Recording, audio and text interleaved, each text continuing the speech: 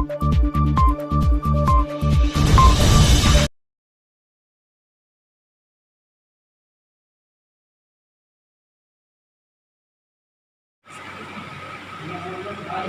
لله وحده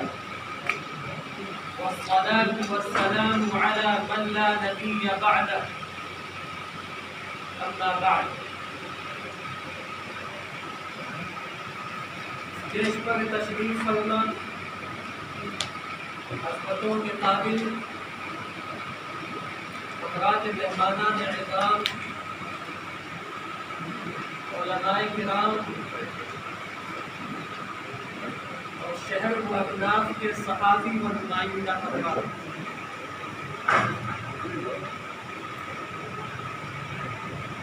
آج ہم سب کے لیے انتہائی فرحت و مسرت کا موقع ہے کہ جامعہ قاسمیہ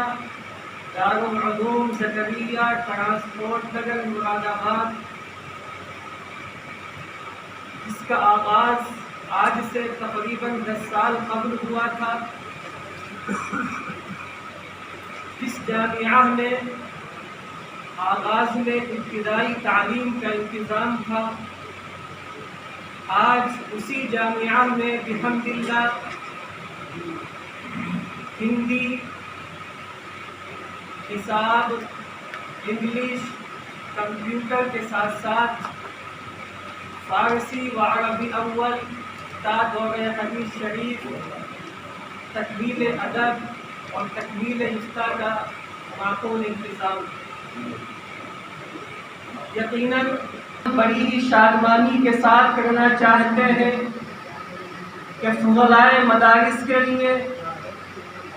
فقہ و فتاوی میں مہارت حاصل کرنے کے لیے، زندگی کے حالات میں جو مسائل پیش آتے ہیں ان کو سلجھانے کے لیے، اور عربی زبان میں لکھنے اور بولنے میں مہارت پیدا کرنے کے لیے جامعہ کی انتظامیہ نے آج کی اس کانفرنس کے مہمان خصوصی رابطہ عالم اسلامی کے معزز رکن، اسلامک فقہ اکیڈمی انڈیا کے نائب صدر محترم، دارالعلوم دیوبند کے سابق استاذ ادب عربی و چیف ایڈیٹر ماہنامہ الداعی کی سرپرستی میں، اور جامعہ کے بانی و شیخ الحدیث حضرت مولانا محمد سالم صاحب قاسمی دامت برکاتہم کی نگرانی میں 2 شعبوں کے قیام کا انعقاد کے لیے اس پریس کانفرنس کا انتظام کیا۔ قسم التخصص فی الفقہ والافتاء، دوسرا شعبہ ہے قسم التخصص۔ اعوذ باللہ من الشیطان الرجیم،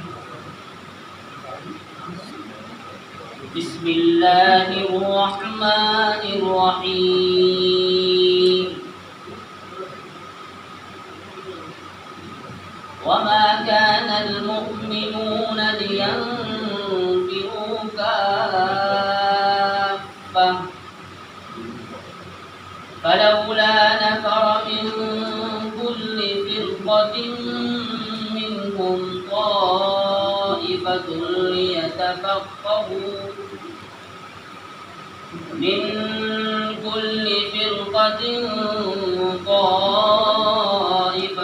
ليتفقهوا في الدين ولينذروا قومهم إذا رجعوا إليهم لعلهم يحذرون۔ بسم الله الرحمن الرحيم، وإنه لتنزيل رب العالمين، نزل به الروح الأمين على قلبك لتكون من المنذرين بلسان عربي مبين وإنه لفي زبر الأولين صدق الله العظيم. لائے تشریف دنیا میں خیر الورا، لائے تشریف دنیا میں خیر الورا، حق باطل ہوا آمنے سامنے،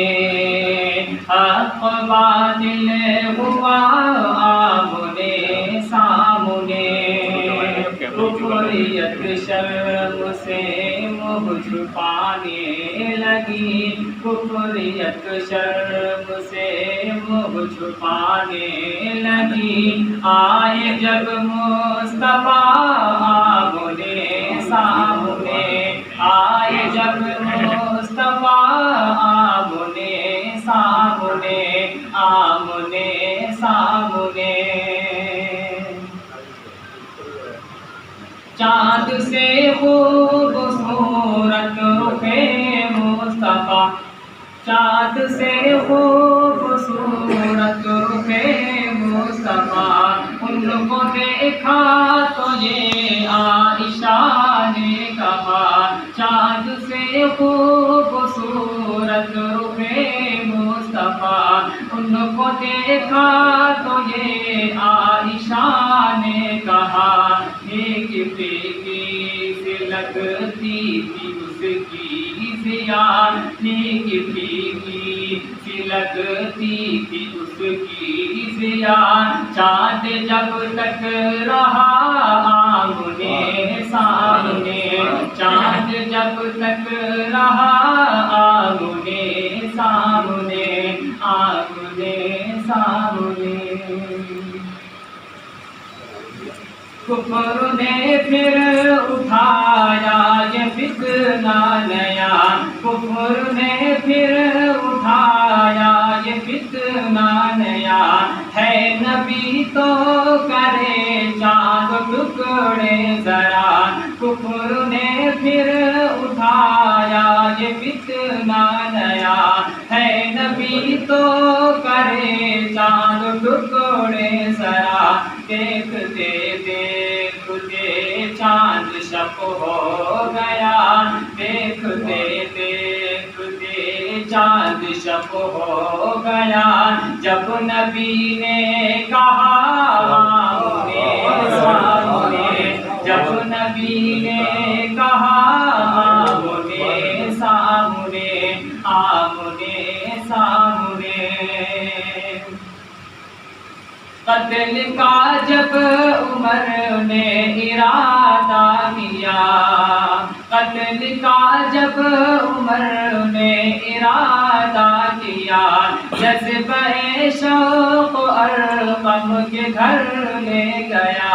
قتل کا جب عمر نے ارادہ کیا، جذبہ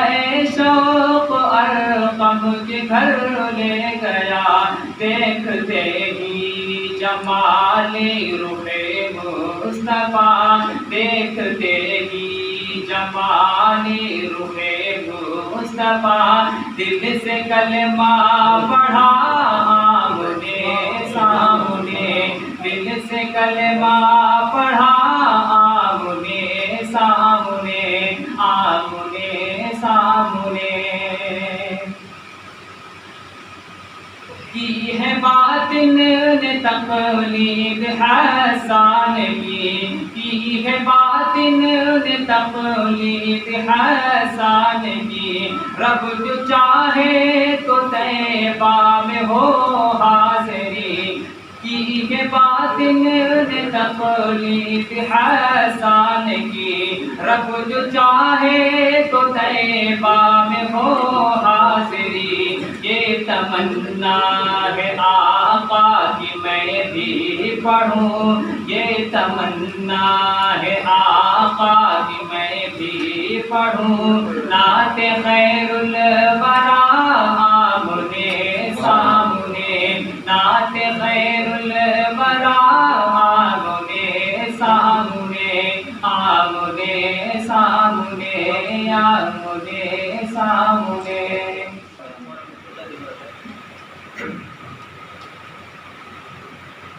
جامعہ قاسمیہ دارالعلوم زکریا مراد آباد میں فقہ و افتاء اور عربی زبان و ادب میں تخصص کے شعبوں کا قیام. جامعہ قاسمیہ دارالعلوم زکریا ٹرانسپورٹ نگر مراد آباد اپنے انداز کا ایک منفرد علمی تعلیمی تربیتی ادارہ ہے. جامعہ کی انتظامیہ کے پیش نظر تعلیم کا معیار بلند رکھنا اور فارغین میں بنیادی دینی علوم حدیث، تفسیر، فقہ اور عربی زبان و ادب میں امتیازی صلاحیت پیدا کرنا اور ان میں عربی زبان لکھنے بولنے کی بھرپور صلاحیت پیدا کرنا، فقہ و افتاء کے میدان میں گہری بصیرت پیدا کرنا اور زندگی میں پیش آنے والے نئے مسائل کو اپنے اکابر و اسلاف کی فہم و فراست، گہری فقہی بصیرت اور ان کے ذوق و رجحان کا خیال رکھتے ہوئے حل کرنے کی کوشش کرنا ہے. فقہ و حدیث کے معاملے میں مستند ائمہ دین اور اکابر علماء دیوبند حضرت شاہ ولی اللہ دہلوی، مولانا قاسم صاحب نانوتوی، حضرت مولانا رشید احمد گنگوہی، حضرت شیخ الہند مولانا محمود حسن دیوبندی، علامہ انور شاہ کشمیری اور حضرت شیخ الحدیث مولانا محمد سکریا کانوی رحمہ اللہ کے ذوق و مزاج اور ان کی تشریح و تنقید کی روشنی میں موقف اختیار کرنا جامعہ کے منصوبین کا خاص مزاج ہے، اور اس کے اب تک کے کارناموں سے یہ بات اچھی طرح واضح ہے. اب جب کہ اللہ تبارک و تعالیٰ نے جامعہ میں باصلاحیت نوجوانوں کی ایک ٹیم جمع کر دی ہے، تو محض اللہ رب العزت کی توفیق و اعانت پر بھروسہ کرتے ہوئے آج بتاریخ 11 ذی القعدہ 1443 ہجری مطابق 12 جون 2022 بروز اتوار عالم نبی حضرت مولانا مفتی ڈاکٹر بدر الحسن قاسمی صاحب مدثر العالی، سابق استاد عربی ادب و چیف ایڈیٹر ماہنامہ الداعی دارالعلوم دیوبند و نائب صدر اسلامک فقہ اکیڈمی انڈیا کی سرپرستی اور جامعہ کے بانی و شیخ الحدیث حضرت مولانا محمد سالم صاحب قاسمی دامت برکاتہم کی نگرانی میں مزید 2 شعبوں کو منظم کرنے اور نئے حالات اور جدید تقاضوں کو سامنے رکھتے ہوئے ان کے باقاعدہ قیام کا جامعہ کی طرف سے اعلان کیا جاتا ہے. پہلا شعبہ قسم التخصص فی الفقہ والافتاء اور دوسرا شعبہ قسم التخصص فی اللغۃ العربیہ. پہلے شعبے کا مقصد فتویٰ نویسی کے کام کو زیادہ قابل اعتماد بنانا اور روزمرہ کے سوالات کے جوابات کے علاوہ اہم جدید اور ضروری مسائل کے بارے میں تحقیق کرنا اور فقہی ابحاث کو فروغ دینا ہے، اور دوسرے شعبے کا مقصد عربی زبان کا صحیح ملکہ پیدا کرنا، عربی تحریر و تقریر اور بحث و تحقیق میں مکمل مہارت پیدا کرنا ہے. دونوں شعبوں میں وابستگان کی تعداد شروع میں محدود ہوگی. نیز تحقیقی ابحاث سے لوگوں کو مستفید کرنے کے لیے ایک آن لائن میگزین کا خاکہ بھی زیر غور ہے. تمام ہی احباب سے خصوصی توجہات اور مخصوص دعاؤں کی درخواست. میرے لیے آج یہ بڑی خوشی کی بات ہے کہ آج سے 10 سال پہلے یہ جامعہ وجود کے اندر آیا اور الحمدللہ اس جامعہ نے ایک عرصے میں یہ تمام ترقی حاصل کی ہے. یہاں درجہ حفظ فارسی عربی اول سے لے کر کے دور حدیث تک کی تعلیم کا معقول انتظام ہے. اسی کے ساتھ ہم نے یہ کوشش کی ہے کہ عصر حاضر کے لحاظ سے انگریزی تعلیم کا بھی نظم کیا جائے. چنانچہ 1 گھنٹہ روزانہ پروجیکٹر کے ذریعے مسلم یونیورسٹی علی گڑھ کے پروفیسر حضرات یہاں کے طلباء کو آن لائن انگلش میں تعلیم دیتے ہیں، اور ہمارے یہاں فارسی سے لے کر کے درجہ ثانوی تک ہر درجے میں انگلش کے اساتذہ بھی مقرر کیے گئے ہیں تاکہ طلباء کو انگلش کی سپرد ہو جائے اور آگے چل کر کے وہ مزید قلعہ حاصل کر سکے. یہ تو سارا کام چل ہی رہا ہے. اسی کے ساتھ ساتھ کوشش یہ کی جا رہی ہے کہ ایک اسکول انگلش میڈیم بھی یہاں شروع کیا جائے تاکہ طلباء کو درجہ حفظ کے ساتھ ساتھ عالمت کے ساتھ ساتھ دنیاوی تعلیم بھی حاصل ہو. مزید برآں چونکہ اس ادارے کے قیام کا مقصد علوم حدیث، علوم نبویہ، علوم قرآنیہ کے اندر مہارت حاصل کرنا ہے. اس سلسلے میں ہمارے لیے بڑی مسرت اور خوشی کی بات یہ ہے کہ دارالعلوم دیوبند جو دنیا کا بہت ہی بڑا ادارہ ہے، محتاج تعارف نہیں ہے، وہاں سب سے پہلے جو عربی کے اندر اخبار نکلا الداعی، اس کے چیف ایڈیٹر ہمارے استاد محترم سب سے پہلے حضرت مولانا بدر الحسن صاحب قاسمی دامت برکاتہم رہے ہیں. حضرت وہاں سے پھر کویت تشریف لے گئے اور وہاں کی بہت ہی اہم تنظیموں اور جو فقہ سے متعلق اکیڈمیاں قائم ہیں اس کے بین الاقوامی ممبر بھی ہیں. رابطۂ عالم اسلامی اس کے بھی علماء اور فقہاء کی جو کونسل پولیس رکنی ہے اس کے بھی رکن رہے ہیں. اور ریاض کے اندر جو سعودی عرب کا پائے تخت ہے، راجدھانی ہے، وہاں ایک بہت مشہور عربی یونیورسٹی ہے جامعۃ الامام محمد، اس کے بھی آپ شورا کے ایڈوائزری ممبر ہیں. تو ہمارے لیے بڑی خوشی کی بات ہے کہ حضرت نے بڑا وقت دیا اور یہاں تشریف لائے. آپ کی نگاہ فقہ کے اوپر اور جو موجودہ مسائل ہیں روز بروز کتابوں کے اندر لکھے ہوئے ہیں، مسائل پرانے ہو چکے ہیں، دنیا روزانہ ترقی کر رہی ہے، اس لحاظ سے جو مسائل آ رہے ہیں حضرت کی اس پر بڑی نگاہ ہے. میں نے حضرت سے درخواست کی، گزارش کی کہ ہمارے یہاں کے طلباء کی بھی آپ کی نگرانی کے اندر ان مسائل کے اوپر مشق ہو جائے تو یہاں سے ایک اچھی ٹیم ملک کی خدمت انجام دے سکتی ہے، دین کی خدمت انجام دے سکتی ہے. اس لیے حضرت والا نے ہماری یہ درخواست قبول فرما لی ہے. اب آپ حضرات حضرت والا سے اس سلسلے میں کچھ اگر معلومات کرنا چاہتے ہو تو معلوم فرمائیں. السلام علیکم. یہ ہے کہ حضرت مولانا سالم قاسمی نے یہاں 10 سال کے عرصے میں جتنا بڑا ادارہ اور جس ترتیب اور نظم کے ساتھ قائم کیا ہے اس کو دیکھ کر وہی روش صدیقی کا شعر یاد آتا ہے کہ اخلاص نقاش خد و خال مشیت گفتار خرد کشف و کرامات کہے ہیں. یہ اللہ کی توفیق ہے کہ ان کو اللہ نے اتنے بڑے کام کی اور اپنے دوسرے ذمہ داریوں کے ساتھ توفیق دی. جہاں تک میرا تعلق ہے تو یہ ان کے اخلاص کی بات ہے کہ میں کویت سے برات یہاں بخاری شریف شروع کرنے کے لیے حاضر ہو گیا. میرا کوئی خاص مقام نہیں، لیکن آپ ہی حضرات کے صحافیوں کے زمرے میں شمار رہا ہوں. میں جب 23-24 سال کا تھا تو اس وقت سے میں نے عربی صحافت میں قدم رکھا اور عالمی طور پر اس وقت سے میری بھاگ دوڑ جاری رہی. دیوبند میں تھا تو دائی کی ڈگری کی، کویت کیا تو وہاں بھی ہم کو ایک ایسا ماحول ملا. آپ لوگوں کو شاید یہ علم میں بات نہ ہو کہ کویت کی گورنمنٹ نے تقریباً 35-36 سال اور سال ایک طویل اور گراقد رقم خرچ کر کے ایک فقہی انسائکلوپیڈیا تیار کی ہے جو تقریباً 45 جلدوں کی ہے. اور ہم لوگوں نے اس کا اردو میں ترجمہ بھی کرا دیا تھا جو تک شاید ساری جلدیں اس کی شائع نہیں ہو سکی ہیں. لیکن 45 جلدوں میں انسائکلوپیڈیا شائع کرنا جس میں تمام مذاہب فقہ حنفی، شافعی، مالکی، حنبلی سب بغیر کسی کے اوپر کوئی حملہ کیے ہوئے یا کسی کو دوسرے کے اوپر ترجیح دیے ہوئے ایک بڑا کام ہے. اس کے علاوہ بھی بہت سے دوسرے کام ہوتے رہے. جہاں تک آج کی اس نشست کی بات ہے اس کے بارے میں 2 ہی باتیں مجھے عرض کرنی ہیں. پہلی بات تو یہ کہ جیسا آپ نے سنا عربی زبان جو ہے یہ قرآن حکیم کی زبان ہے، محمد رسول اللہ صلی اللہ علیہ وسلم کی زبان ہے، اور یہ ایسی زبان ہے کہ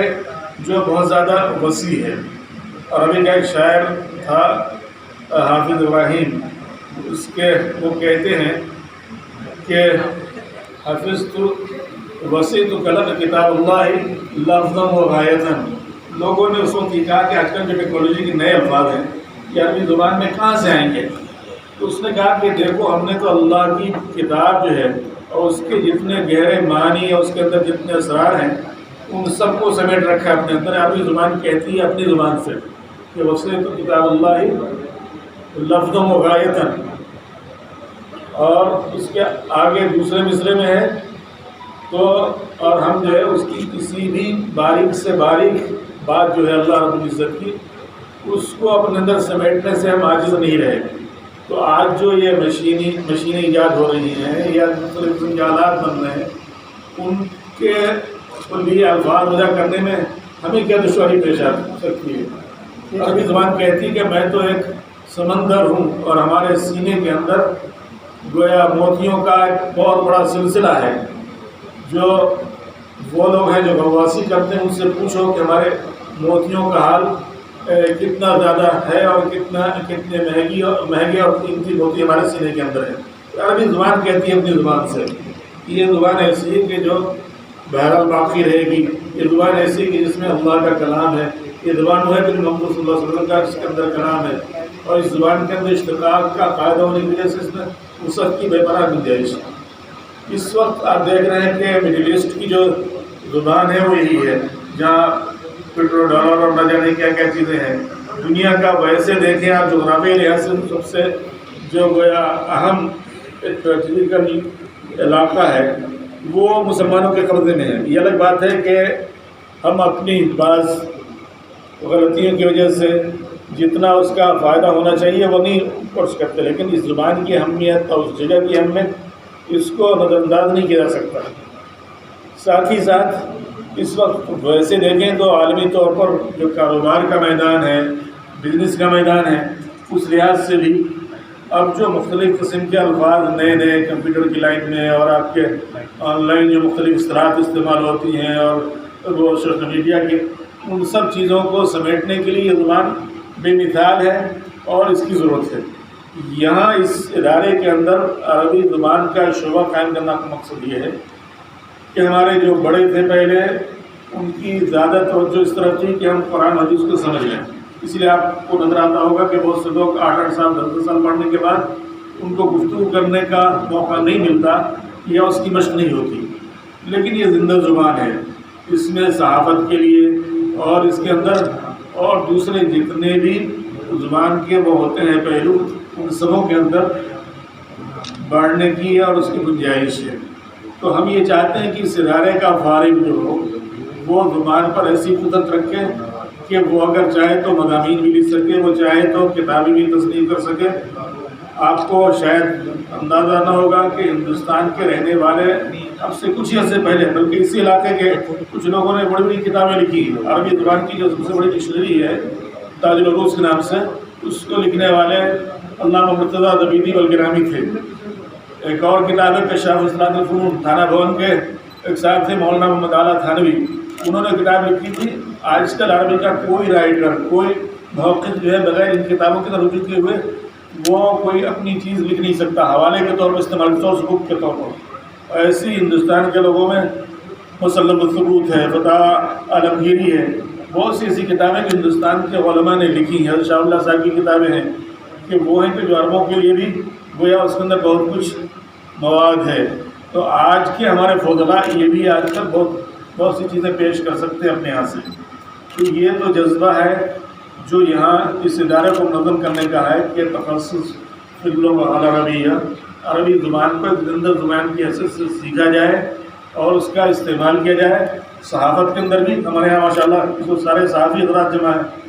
اور یہ صحافی حضرات ایسے ہیں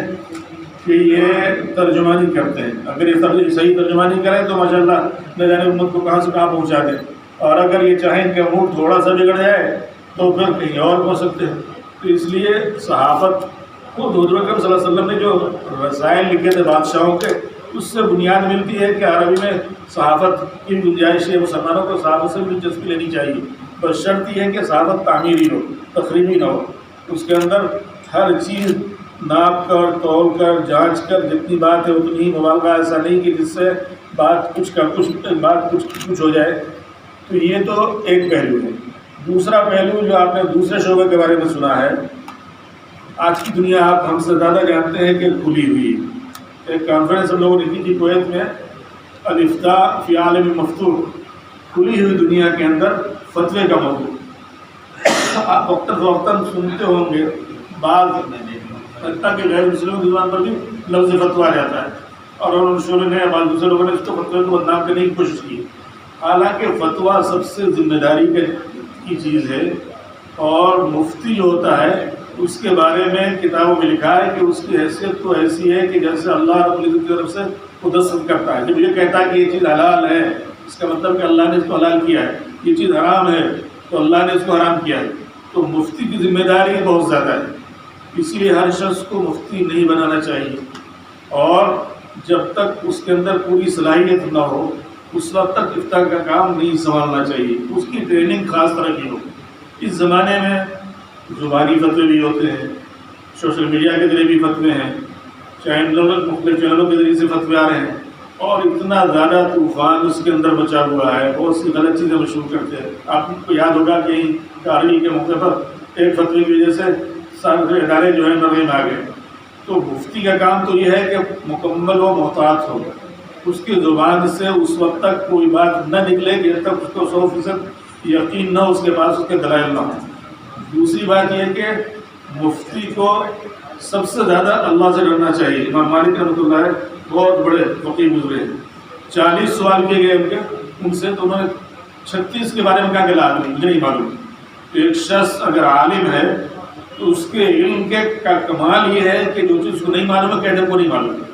لیکن ناواقفیت کے بعد اس میں دخل دینا، غلط ترجمانی کرنا، غلط فتویٰ بیان کرنا، یہ جرم ہے. اسی لیے بعض علماء نے لکھا ہے کہ اگر مفتی غلط فتوی دیتا ہو، بے احتیاطی کرتا ہو، تو ایسے شخص چوروں کے مقابلے میں زیادہ جیل جانے کی مسئلہ ہے اگر کوئی مفتی غلط فتویٰ دیتا ہو. مفتی کے لیے اخلاقی حیثیت سے بھی لالچ کے نتیجے میں، کسی دباؤ کے نتیجے میں، کسی منسٹر صاحب کے لیے، کسی فلاں بابو کے لیے کہیں سے کو کوئی فائدہ ملتا ہے، ایسے لوگوں کو ہرگز مفتی نہیں بنانا چاہیے. مفتی وہی ہوگا صحیح معنوں میں کہ جس کا 100% تعلق ذمہ داری کے ساتھ یہ ہو کہ بھائی لوگ لکھ رہے ہیں یا آپ کو جنت میں لے جائے گا یا جہنم میں لے جائے گا، ہم اس کو لکھیں یا نہیں لکھیں، یہ اللہ کی طرف سے ترجمانی کر رہے ہیں ہم. تو اتنا اہم شعبہ، اور جس کو آپ دیکھ رہے ہیں کہ دنیا میں ایک عجیب طرح کا مذاق کا موضوع بنا دیا گیا ہے. مجھے ذاتی طور پر کویت میں فتویٰ کانفرنس میں شرکت کا موقع ملا، مکہ مکرمہ میں فتویٰ کانفرنس میں شرکت کا موقع ملا. صحیح نہ ہوں، غلط قسم کے ہوں، ناپختہ ہوں، کچے مفتی کی زبان سے نکلتے ہوں. جیسے کسی نے فتویٰ دیا کہ وہ کمپنی میں کام کرنے والے مرد عورت جو ساتھ کام کرتے ہیں تو جو عورت لازمی ان کا دودھ پی لے تو اس کو آرام ہو جائے، مرم کا تعلق ہو جائے گا. اس طرح کے غیر ذمہ دارانہ فتوے آتے رہتے ہیں وقت فوقت، اور ان لوگوں کی طرف سے آتے ہیں کہ جو یا تو صحیح معنوں میں علم نہیں رکھتے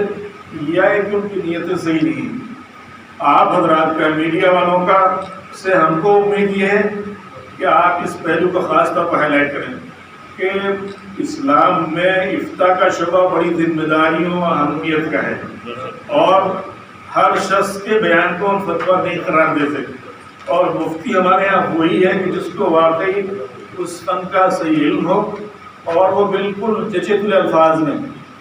وہ جواب دیا کرے. مفتی جب جواب لکھتا ہے تو اگر یہ بات اس طرح ہے تو صحیح ہو سکتا ہے کوئی شخص آ کر آپ کو دھوکہ دے رہا ہو، ایک شخص نے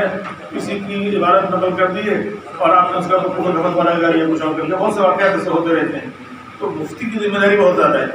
مفتی کے پاس 5 حواس ہوتی ہیں، انسان کو چھٹے چیز اور ہونی چاہیے. جو پوچھنے کے لیے آ رہا ہے ہمارے پاس، یہ کیوں پوچھ رہا ہے، اس کا مقصد تو فتنہ تو نہیں.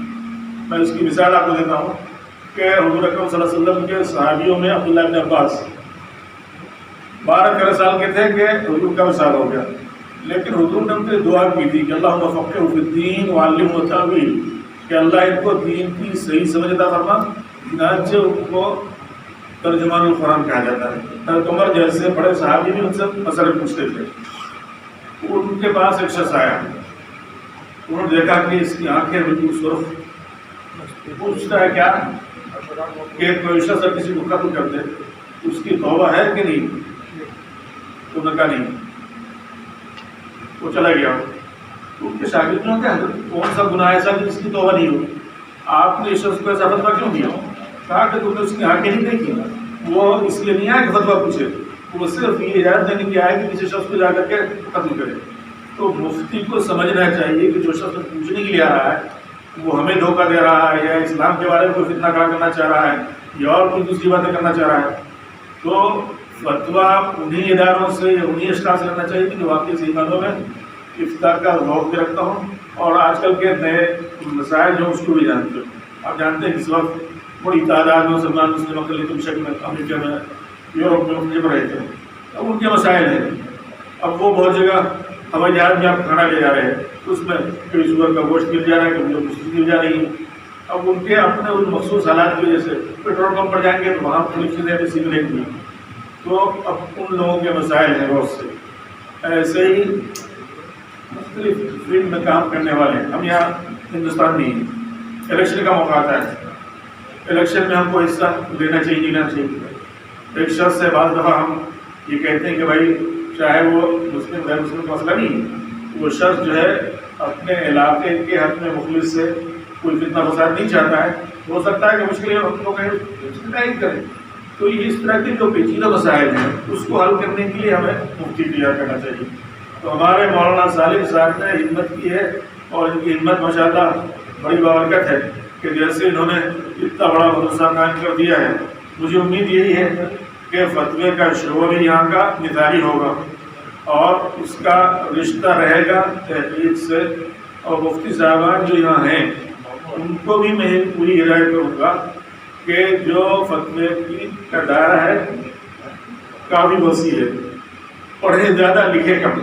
اور لکھے بھی تو وہ چیز سوچ سمجھ کر، پھر یہ کہ ایسے مسائل میں جو پیچیدہ ہوں جس سے کسی فتنے کا اندیشہ ہو، تو وہاں ہم لوگوں نے اکیڈمیاں قائم کر رکھی، کئی اکیڈمی ہیں، جدہ میں ہے پورے مسلم دنیا کی، میں اس کا ممبر بھی ہوں، ایکسپرٹ ہوں میں، ایسی مکے میں ہے۔ تو ان اکیڈمیوں کو قائم کرنے کا مقصد یہ ہے کہ آج کل کے جتنے مسائل ہیں اور جو پیچیدہ ہیں اس میں ایک مولوی اپنی رائے دینے کے بجائے سب مل کر تحقیق کریں، پھر اس کے بعد کوئی قرارداد منظور کریں۔ تو آپ حضرات یہاں تشریف لائے، آپ حضرات کا بہت بہت شکریہ۔ صحافیوں کو دیکھ کر تو خوشی بھی ہوتی ہے اور کبھی کبھی ڈر بھی لگتا ہے کہ نہ جانے یہ کون سا شوشہ چھوڑ دیں، اس لیے ہمارے یہاں صحافیوں کی بھی ویسی ذمہ داری سے مفتیوں کی کہ بات وہ کہو جو سچی ہو، پکی ہو، اس کا مقصد کچھ اور نہ ہو، کسی کے گفتگو کو موڑ کر کوئی آگے دینے کا جذبہ نہ ہو، اور مجموعی حیثیت سے معاشرے میں، ملک میں، ہر جگہ امن و سکون ہے، یہ سب کی تمنا ہے۔ اس انداز سے میں نے وضاحت لے کے دی ہے۔ پریس کانفرنس تو ہے مولانا سالم صاحب کی، میں تو بس ایک ویسی طفیلی یا ان کا مہمان ہوں، آ گیا ہوں، آپ لوگوں سے ملاقات مقدر تھی، ہمیں خوشی ہے کہ اتنے سارے صحافیوں سے ملاقات ہوئی، اور انشاءاللہ یہ سب کے سب ذمہ دار لوگ ہیں۔ ہم چاہتے ہیں کہ جتنے ذمہ دار آپ ہیں ویسے ہمارا مفتی بھی ذمہ دار ہو، اور جو مولوی نکلے وہ یہ نہ کہے کہ بھائی یہ